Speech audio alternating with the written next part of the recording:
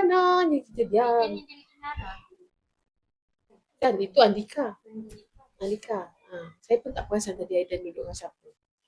Jadi aktiviti awak buat sangat menarik, cuma satu kena kukuh, dua besar.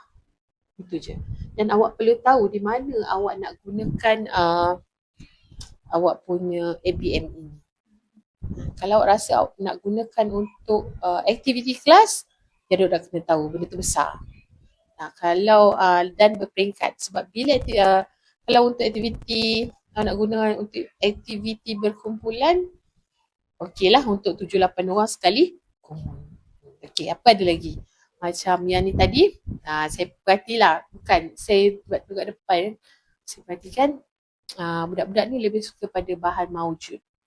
Contoh dia buat padanan tadi kan. Macam saya boleh buat kasut, saya boleh buat tali, saya boleh buat bantal, saya boleh buat selimut. Betul? Lepas tu saya boleh ambil pinggan dengan alas piring. Bawa. Kita teraburkan dia dulu. Itu benda yang maujud. Okay. Lepas tu untuk set induksi. Lepas tu kita kata, banyaknya barang bersepah. Okay. Macam mana kita nak cari kawan dia? Kawan dia dengan apa? Kalau dia biasa dekat rumah, mesti dia akan tengok cawan tu mesti ada alas. Sebelah pinggan, sebelah sudu. Mangkuk dengan tak tahu. Saya pun tak tahu. Okey. Lepas tu pelik tak kalau saya letak pensel dengan sharpener? Yang ada pelik.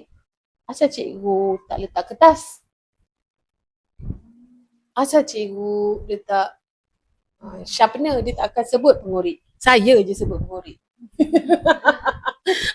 Asal teacher letak sharpener? Nampak tak? Lepas tu saya dalam masa saya terang, kalau pensel ni tumpul, saya cakap nak korek kat mana? Pada dia pula kalau ada pensel kena ada kertas. Tengok. Nampak? Okay. Jadi awak nampak kat situ kan?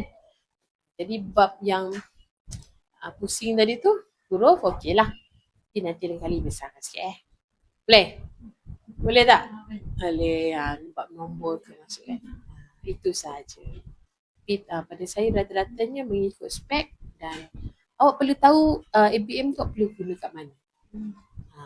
Maksudnya untuk awak menerangkan dalam aktiviti kelas, yes. Tapi pada saya matematik tu mula-mula kita kena konsepkan dulu. Lepas tu baru kita terangkan, kita ada ABM kita. Okay. Yang awak punya tadi tu buat dalam big book je. Seperti ni. Dia awak boleh main buat dalam ABM, jadi budak boleh main. Banyak orang boleh main. Betul? Padanan berapa-berapa kan? Dan yang lain tu kadang-kadang saya tengok yang tadi tu boleh buat 2-3 kata 2-3 aktiviti. Yang tadi tu boleh buat 2-3 kata 2-3 aktiviti. Dalam satu ABM awak ada boleh pecahkan pada 2 hingga ke 3 aktiviti. Cuma itulah, besar je lah. Jangan jermit-jermit sangat kan, payah. Okay, yang tadi bab sekejap sangkut baju dengan sepit. Betul? Tak kira kan? And then sidai baju, basuh baju, yes. Saya pun bawa juga seluar dengan kemeja. Saya tak bawa tu. Tapi saya keluarkan bahan maujud terus. Faham? Sebab apa budak lebih cepat ingat. Ada baju, mesti ada seluar. Kan? Faham tak? Lebih pada benda maujud. Tapi sebab awak, itu juga melupakan ABM. Tapi kalau buat macam ni untuk awak masuk bertanding inovasi, perlulah macam ni. Tapi untuk kita mengajar kanak-kanak macam ni, saya lebih prefer bahan maujud. Okay, contoh, saya pergi tema, mungkinlah saya buat tema pokok. Tema pokok saya kata, teacher nak, jom kita keluar. Okay, masing-masing ada worksheet, pokok, ranting je lah.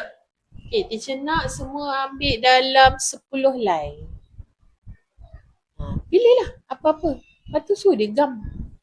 Paling tak pun saya ambil staple tu lah, selotip. Dia ambil je.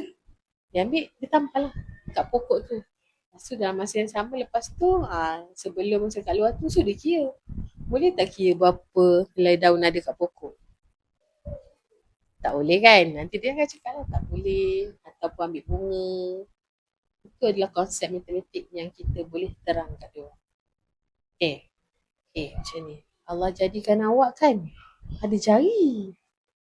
Jari awak ada berapa? Kalau jari kaki, campur 2. Nanti cikgu, nanti bilang. Nak kira.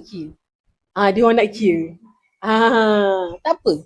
Kita bagi benda yang dekat dengan dia orang. Maksudnya benda maucut tu penting sebenarnya untuk kat kanak. Dan saya tak salahkan awak. Saya cuma tadi untuk menambahkan lagi aktiviti awak ketika praktikal nanti. Benda-benda macam ni perlu. Tapi lepas awak terangkan setiap konsep, jadi budak senang faham. Contoh macam A. Macam mana buat A? Ya ke? Kita buat. Baik. Nampak tak? Macam mana bila saya terangkan huruf vokal. Macam mana buat O? Dia kadang saya buat sebut udara. Kadang saya sebut macam ni. Kadang saya kata sebut. Tu mula awak tu. Faham? Jadi bila tu dia ingat. Tapi kalau macam huruf E, saya tak buat lah. Kata macam mana teacher nak huruf E? Kalau ni ada nampak tak? Kalau yang kenal tu boleh lah. Maksudnya yang dah kenal E tu nampak lah. Yang tak ni tak nampak. Kan? A, E, I. Hari ni segala objektif yang kita nak buat tu tercapai. Kita bila dengan kanak-kanak, kita tak boleh, bukan tak boleh lah. Sebaiknya kita berada dengan dia. Dengan kita minta, kita paksa dia berada dengan kita. Itu dah besar. Kita boleh kontrol semua kan. Bila kanak-kanak tak apa masalah dia dengan parents dia ke kat rumah, dia akan bawa. Jadi pada saya sendirilah. Saya bukan, maksud saya, lagi saya belajar banyak tentang anak-anak. Jadi saya bukan tak nak push. Saya akan push bila saya rasa dah tahap dia dah boleh pergi. Tapi kalau saya push dia pada tahap dia masih lagi ke apa ni kan. Nanti saya tak nak, kita perlu berkeras dengan dia. Tapi bukan sentiasa. Bukan kita asyik nak ikut dia. Ibarat kita main layang-layang, ada masa biar.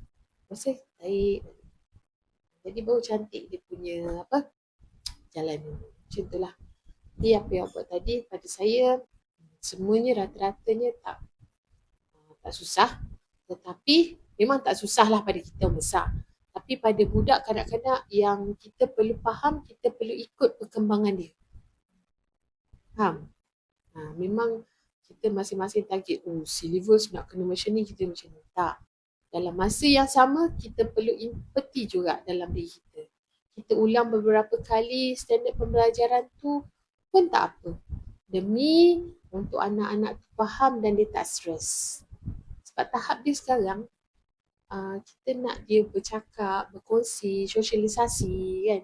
Kita nak bina karakter dia.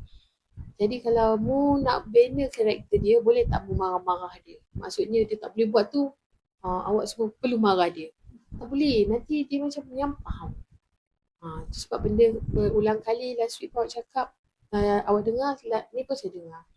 Saya cakap kat dia, you all semua kena beri kerjasama. Tak tahu cakap. So kalau tak tahu, so cikgu tu cakap. And then you perlu minta izin. Minta izin pada saya penting. Itu adalah adab yang saya tengah bangunkan dalam video. Budak-budak ni kalau nak ambil je. Kalau rasa macam cikgu tak marah sebab awak banyak berlembut dengan dia kan. Awak takut nak bising-bising kat dia kan. Boleh ambil lah. Saya tak nak. Saya tak nak rosakkan apa yang saya sedang bangunkan dalam diri dia. Jadi saya cerita, minta izin. Cikgu pesan, kalau siapa tak minta izin ambil, cakap dengan saya. Kita perlu mendidik dia. Itulah. Dalam masa saya sebenarnya budak tu cerdik. Tapi kita ikut berkembang lah. Dengan kamu kena berhadapan dengan dia tak semua dia naik yang sama. Dia naik kadang-kadang dia pandai bab lebih aktif dalam fizikal, semua benda dia buat. Tapi dari segi percakapan, dia pelat ke, dia diam ke, tak nak boleh interaksi. Cuma dalam kelas ni setakat ni, sampai setakat bulan 4 saya risaukan Aidan. Siapa dapat Aidan tadi? Si kecil tadi si Aidan tu. Dia buka mulut susah baca doa. Dia